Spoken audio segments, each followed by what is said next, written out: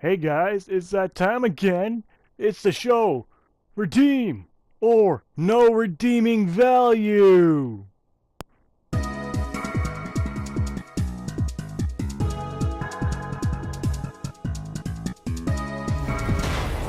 Sorry about that opening, had to do it. But time for me to level with you. I done goofed with this weapon. Yeah, I done goofed.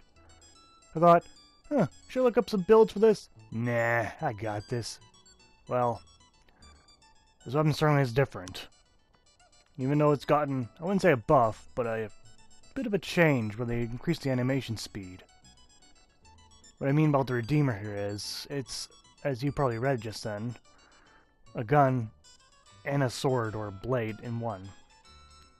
The gun blade, the only one in the game so far. This makes it quite different, has a lot of unique properties to it. Some good, some bad. But it is also a bit pricey to create, because you have to sacrifice 2 weapons in order to get it, which is the dual Skana and the Vasto. Could be cheaper on that end, but it's a lot of neuroids you have to go through, but in terms for damage, the damage is very hard to calculate on this weapon, and I'll explain that later. We'll talk about that soon enough.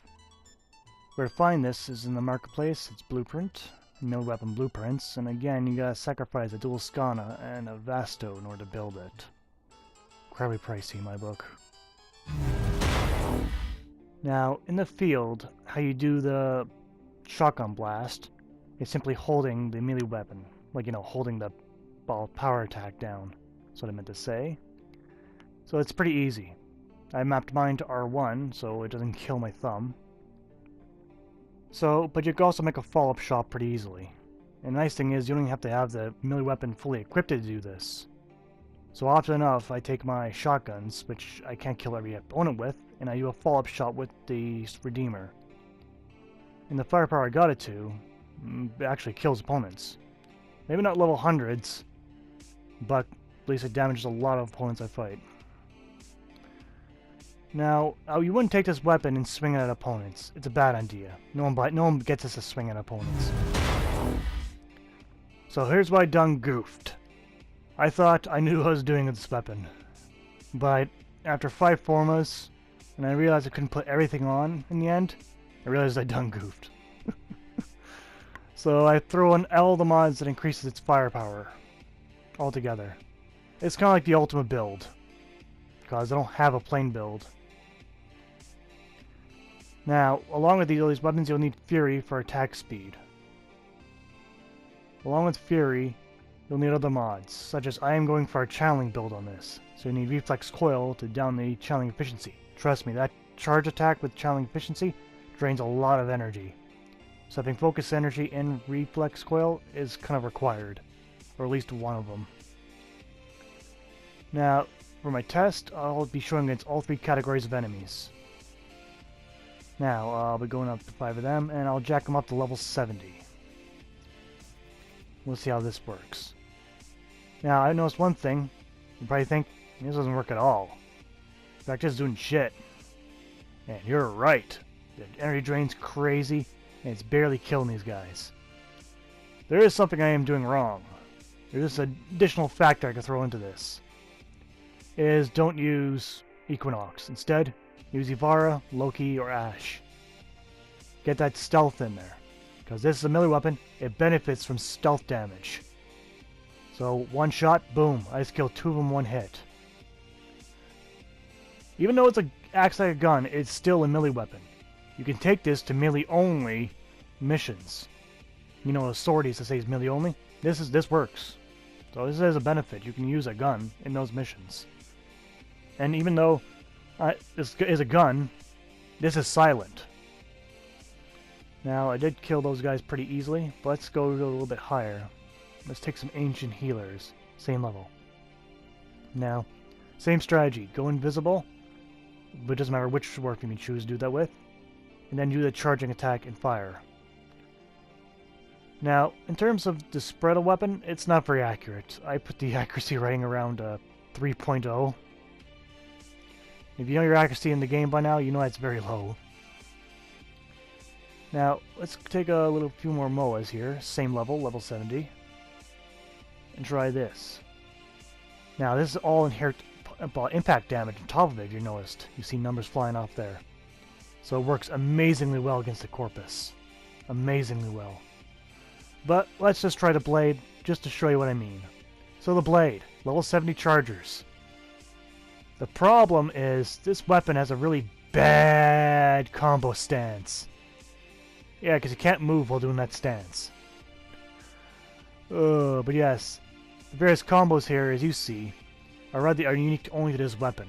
But all of them keep you standing perfectly still while performing them, other than the small lunges forward. Now, of all the three of them, every time I try to use a combo on an enemy, the shotgun blasts are not that strong. Okay, on to pros and cons. On the pro side of Redeemer, it's a shotgun and a blade. Pretty easy point for pros. You also got, it's also a ranged weapon, needless to say.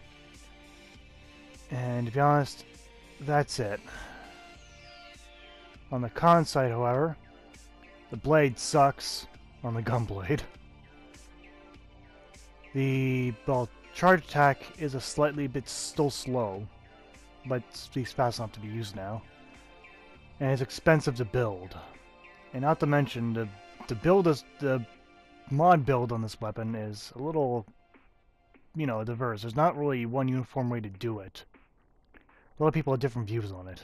Some people like the channeling, some people don't. That's why I chose my channeling build on it, instead of going for elements. Because the status chance on this weapon is not that great. It only has 10% and it didn't really hold up. So, I won't tell you to build this weapon, because since I've done goofed on it. The secret is to use a catalyst. But no matter. I will tell you a lot of info though, since this weapon is not normal. Anyway, first note is, charge attack actually shoots 10 pellets. That's important. We'll talk about that in a second. The charge attack does 750 base damage. It does not stack with combos, so it doesn't matter if you kill 5, 10 guys and get a 1.5 times damage. It doesn't matter. It doesn't apply to this weapon. Not the charge attack anyway. The charge attack is silent, as I mentioned earlier. And also, as I mentioned earlier, it could be used in melee-only missions. So those pesky sorties, as I mentioned. Now, the charge attack is also affected by the reach mod. So you want better accuracy? Grab a reach and put it on there if you really want it. Now, the critical chance and status chance applies to each pellet from the charge attack. So that 5% critical roughly applies to each of the 10 pellets, so it could be anywhere from 5% to 50%. And the status is only 10%, so it could be anywhere from 10% to 100%. Yeah, a bit of a complicated idea, since it doesn't really increase the chance, it increases the chance of you getting it, since you're hitting your opponent multiple times with it. But anyway, moving on, the charge shots won't trigger the Berserker mod. And you cannot jump during charge attacks. And not to mention during its stances, you cannot move either. So, Redeemer. I put it through a bunch of formas.